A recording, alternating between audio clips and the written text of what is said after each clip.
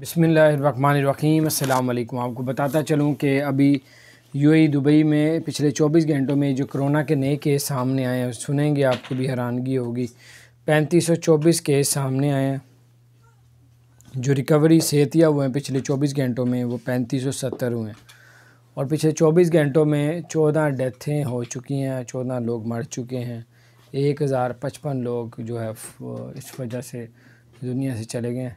और आपको बताता चलूँ इसके बाद जो है वो तकरीबन 3,35,000 रिकवर्ड सेहतियाब हुए हैं। बस एहतियात करें, बाहर निकलते हैं। अल्लाह ताला आप सबको और हम सबको अपने हिफ्ज़ व मान में रखे।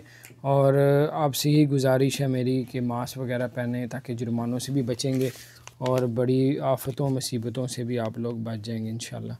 अल्लाह ताला आप सबको और हम सबको अपने हिफ्ज़ व मान में रखे। अगर आपने हमारे चैनल को सब्सक्राइब नहीं किया ज़रूर सब्सक्राइब कर दें, बेल आइकन प्रेस कर दें ताकि नई सी अपडेट्स आप तक पहुँचती रहें।